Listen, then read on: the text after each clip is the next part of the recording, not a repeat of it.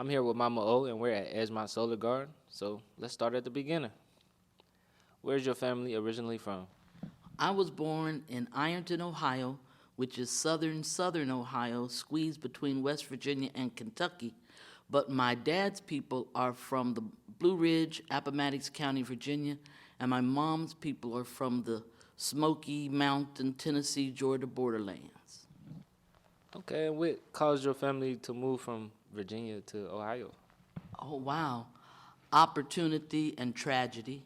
For my father's family, his father was recruited he and his brother were both recruited by the C&O Railroad because they were the children of blacksmiths, so they knew how to weld.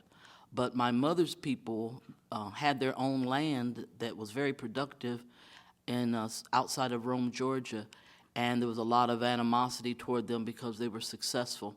They were medicine people, and they grew their own food, and they had cotton land. And they were basically cheated out of their land, and my grandfather was threatened to be hanged, so they left and moved to Chattanooga. What were your early childhood years like?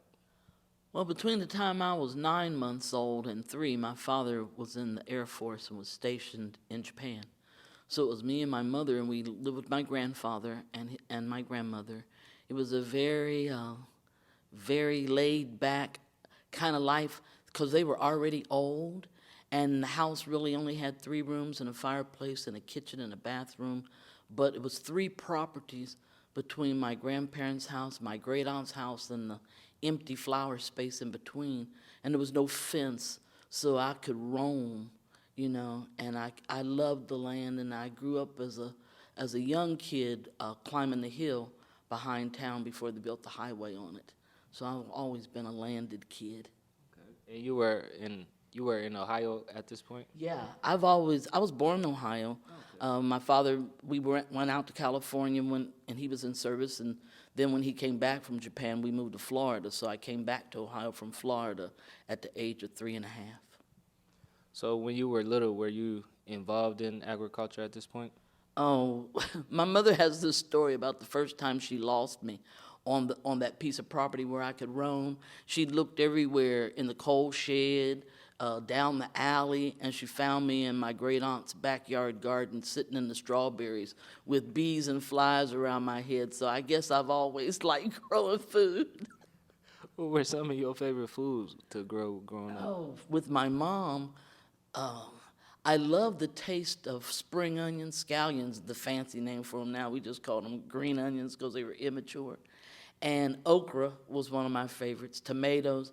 My mother grew the most beautiful beefsteak tomatoes. But we also foraged food. We'd go out on the landscape and pick. So when I was young, I recognized what dandelion greens were, lamb quarters, poke, watercress that you'd pick by the creek side. We had a persimmon tree that grew in our backyard. And my mother invited me when I was about 11 to go up to the cemetery, and I asked her why. I said, because nobody's dead. Nobody died recently. She said, because there's all these black walnut trees up there, and there's too many for the squirrels, and I want to get some for the Christmas fudge. So that was one of my experiences with foraging with my mom. What was the hardest food for you to grow, and what was something that wasn't as challenging? The hardest thing to grow, the thing that it's nothing hard to grow. The thing that takes the most patience is okra, because you can't plant okra too early. It will die. It won't thrive. You can't plant it too late because it'll be too hot and you won't get a good crop. So knowing exactly how to start your okra, to go ahead and let it soak and the seeds crack before you plant them, and then planting it in the right place where it doesn't get too much shade so the mold doesn't build up. I think that okra is probably the most tender plant to grow. Now, what's the easiest plant to grow? Any leafy green vegetable. You just open up the earth, sprinkle the seed, cover it back up, wait for rain, or bring some water, because greens, mustard, turnips, kale, collards, they're easy to grow. Okay, so what makes you so passionate about agriculture and growing your own food, things like that? Well, first of all, it keeps me in right relationship with my people. I grew up a kid whose grandparents knew about food, whose parents grew food. My daddy didn't participate in growing food. He's too busy fixing cars. But I can remember chickens in my Grandpa Carter's backyard. And then on Friday night, there'd be chickens in the bathtub. And then on Sunday morning, it'd be chicken in the pot with dumplings. So, and he grew hogs, and that's how he was able to sustain his family of 11 growing children.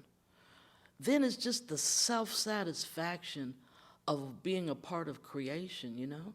It's such an easy way to invigorate your own sense of accomplishment, to lower your produce bills in the summer. And my great aunties all canned and made jam and jelly and soup and put it in their cellars.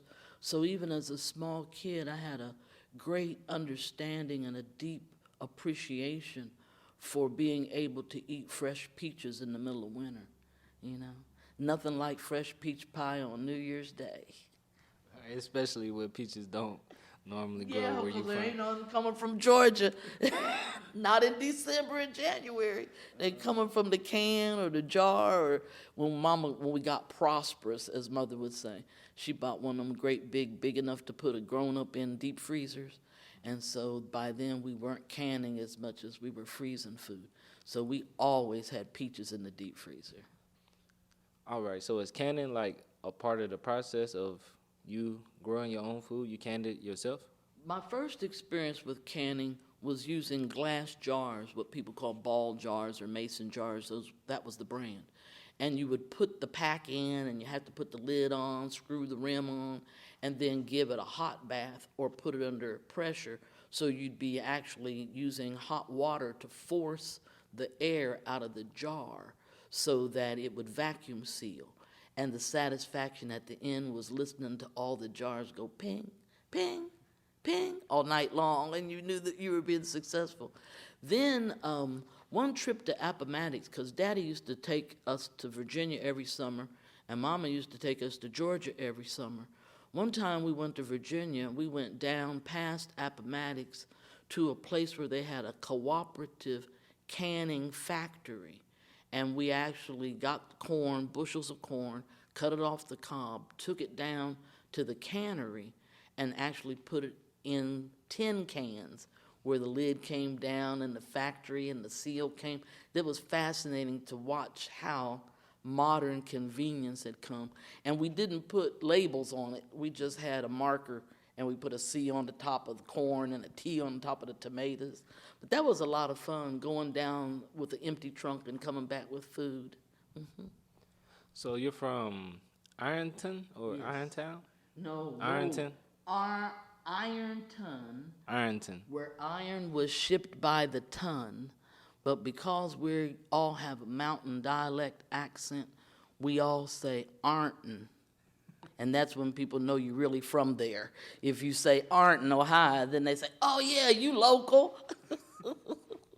So, Arnton, what Arnton, made you? very good.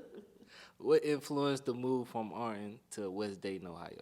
Oh, to here, I went to Cincinnati first, and I went to Cincinnati looking for culture, you know, theaters, plays, not movie houses, but real stage theater, art museums.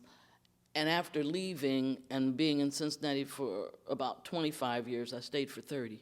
But around the 25-year mark, I realized that I didn't need to seek culture, that I actually had my own. And so I had to leave the region to come to understand that despite the color of my skin, culturally, I was an Appalachian. I always tell people I understood that I was a hillbilly long before I understood what it meant to be black, because we lived in an unsegregated place. There was no secondhand anything unless it was clothes coming from somebody in Cincinnati who was shifting stuff in a generation. So we had access to the pool. Our schools were not segregated. We didn't get secondhand books. So it was a very idyllic kind of life, so much so that my father tells me that when he was in service, the military forces were still segregated, and he had fist fights with people who did not believe that he had actually gone to school with white folk. So, what was the black population like? Well, a lot of it was kin to me, either on my mother's side or my father's side. So sometimes when I write, I talk about my C&I family that saw me wherever I went. But about 12%, same as the national average. Ironton had been an abolition town, and there are many documented Underground Railroad sites all through Lawrence County. So, like I said, my people didn't come to 1920s, so we were relative newcomers. But the town was formed in the 1840s by a man named Joseph Campbell, and at one time was the center of the iron producing in the entire United States. There are ships during the Civil War. The Ironside ships had metal on them from Lawrence County, and there's limestone in the Washington Monument from my county. So, even though you're not from Dayton, what gave you the passion or motivated you to want to come to Dayton to do this type of work and be as passionate as you are about it? Well, Jay, when I was a kid, my grandfather taught me to live life by signs and portents. So I guess I was about 10 or 11 when I realized that I was a dreamer, that I would dream stuff that a couple weeks later or so I'd see it manifest. And for a long time, I thought I was a little bit on the crazy side until I come to understand that that was a so-called gift among the women in my mother's family. And so I was in Cincinnati washing dishes one day, and I'd played every stage. I'd done residencies in most of the schools, and I said out loud, okay, Lord, well, y'all, I think I'm about done with Cincinnati. What would you have me do next? And I heard this voice say, Dayton. I don't want to go to Dayton. What I want to go to Dayton for? Ain't nothing in Dayton. Dayton's smaller than Cincinnati. And the voice said, do you want to go to Nineveh? And I was like, nah, that's that Jonah and the big fish story. No, I don't want to be punished because I'm disobedient. So I guess I'll go to Dayton. But I came up here thinking that I would retire, sit and be still, and just enjoy the economic life and the stage life and the museums here. But during the quarantine, man, I was looking at them four walls, and I said, I'm a community service kind of person. I will go crazy up in here. There's got to be something I can do that's outside. So I got a call from Kenya Baker, and they were working to get Gym City Market started, and I had been doing work with West Dayton Strong up in DeSoto Bass, and she said, Mama, oh, we got this garden over here, and we don't know what we're doing. Can you come over here and help us start this? So I went over, and once it got started and was producing, one of my senior sisters, who was on the board here at Edgemont, come to visit me at DeSoto Bass, and she said, we sure could use you at the Solar Garden. And I had driven past here the previous year, and the grass was as tall as the fans to the greenhouse.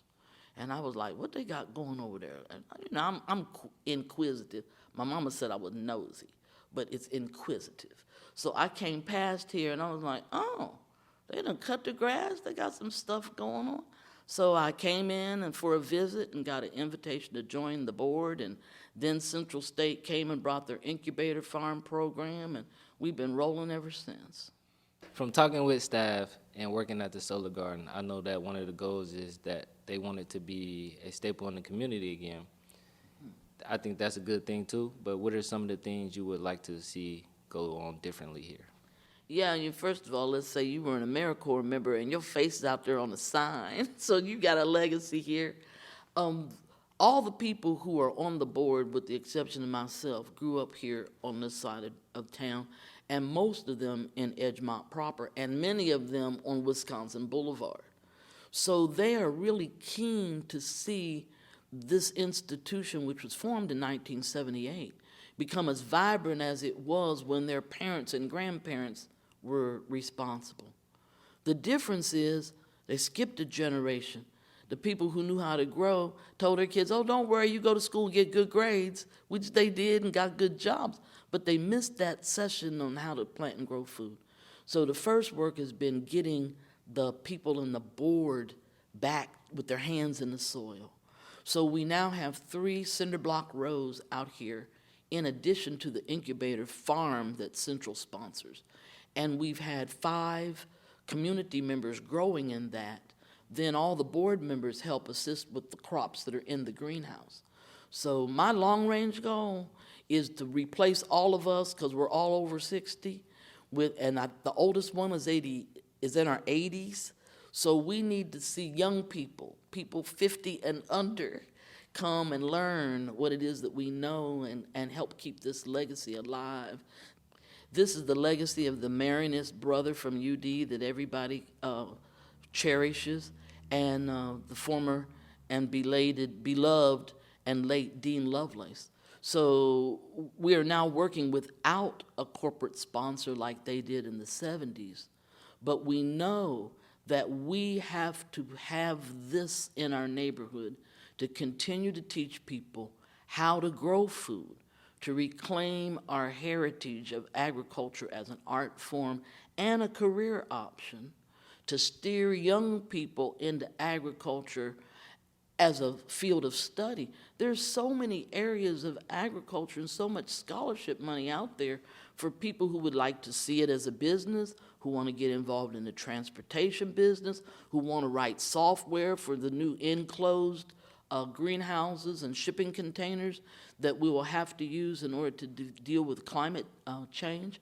So it is my goal in the next 5 years to pledge myself from the operations to see people invigorated and impassioned to take over the daily operation, so that I can really be focused on publishing and writing about the healthy aspects of food.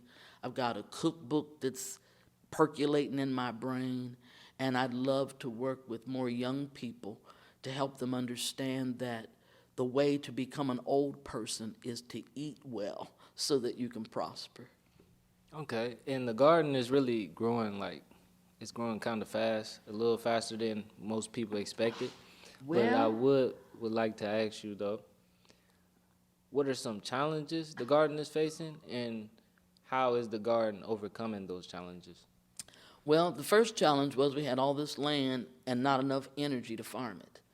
When Central State came and brought their incubator program, we had over 20 people who were in the program either growing at home, and then we offered people land here on our 2 acres off of Miami Chapel.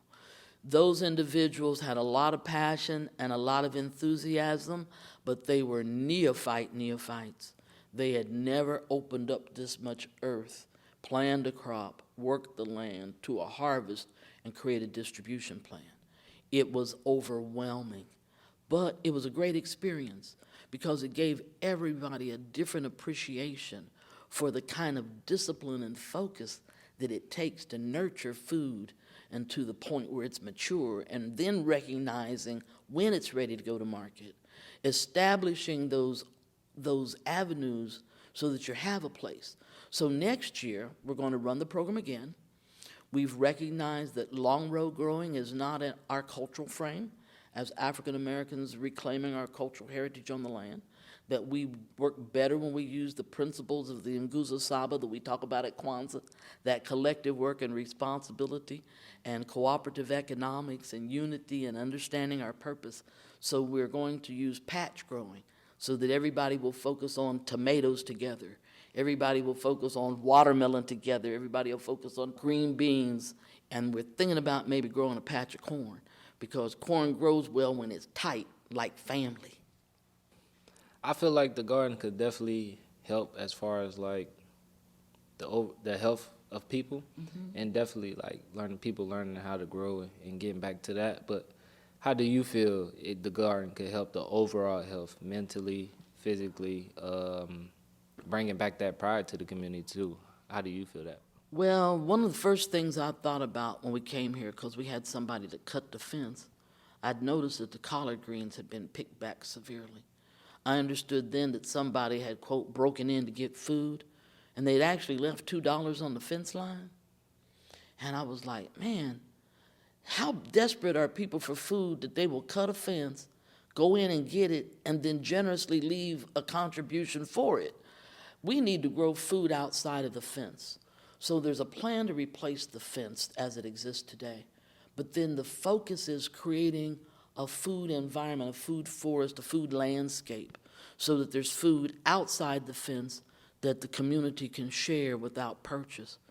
Then we're getting very involved in the Produce Perks program, where people can get a prescription from their physician and come to an outlet and pick up a produce box. So we're working along with Five Rivers Health Clinics and Agraria out in Yellow Springs. They've got AmeriCorps members that are growing food in high tunnels, and they've become very prolific, and they're not able to distribute it all through the Yellow Springs market. So we're looking to see Edgemont as a place where we will have, that'll be a destination where people will come for seedlings, for seeds, for flowers, starter plants, come work the land, come walk the land for stress relief, come kick it, get ideas for what they might want to do in their own place, or just come out, watch the birds, and have a moment of woosah, you know? Yeah, I definitely think that's a good idea. I like that. What are some of your personal goals for yourself while working at the garden? Sometimes it's been hard to think about my own personal goals because it takes a lot of energy to weave this phenomena. But once we've got some replacements there on the grounds, and I'm really feeling satisfied with the foundation, I see myself continuing to teach, continuing to write. But there's this thing about gathering people together on the land to help formulate what this new normal is going to be. And I'm feeling called to the work of peace and social transformation and an enhanced cross-cultural civic engagement. As a professional storyteller and a published writer, I can see how the more time I have to sit to think about myself or for myself, I could see me doing much more of that, more handwork, because I'm trained to the needle. I can quilt and crochet, but those things take time, and you got to be sitting still to make that stuff work. And then I'm real excited about value-added products, you know, pickles and jams and candles and scents and stuff, that hopefully the raw materials will come from here, you know, and seeing the farmers here develop and come to a new appreciation. We've got people who are now doing Victorian-like dried flower arrangements behind glass. We've got people who grew stevia, which is that wonderful sugar substitute. And so the whole process of experimenting and continuing to grow and expanding creatively is what I look forward to. Okay, great. I really like that idea of using a raw material from here to make like candles and things. I think that's amazing. Like, With a label that says Edgemont born. that'll be nice. Okay, so we kind of covered everything, but I would like to know, where do you see the garden being in the next 5 years? 5 years from now, I'd like to see us with constant customers we have enough volume that we can supply what Gem City Market might need from us. If there are restaurateurs who need specialty items, particularly in the winter, because we've got a nice sage patch in there, and we're working on some lemon thyme, and we'll just transfer the stevia. So if we can continue to learn how to best effectively and efficiently use the greenhouse and be able to raise enough volume so that we can meet the expectations of our customers, then if we can do that in 5 years, I will suggest that we all raise our right hands, put them behind our backs, and give ourselves a pat. Okay. And do you have any message for West Dayton in general? Anything you want to close out on to let them know about the garden, things to come, what to look forward to? Well, the first thing that come to my mind when you ask me that is the ancestors want a word. They want to say, eat more beans, eat more greens, because it kept them healthy, and it'll keep us healthy too. Other thing is, come on down to Edgemont. We got wonderful volunteer opportunities. We're looking forward to business classes this winter, online and hybrid at Central State West. And the next growing season is going to be better than this one. and people need to come on down here and get involved. We just got a new solar-powered freezer on our property. We can be a repository for rescued food, and we just think that the whole phenomena here at Edgemont Solar Garden is going to add a new passion and vigor for urban agriculture in the city of Dayton and western Montgomery County. Okay, well, thank you, Mama O. We're down here at Edgemont Solar Garden doing our thing, continue to strive and get better. West Dayton Stories to be checking out. West Dayton strong.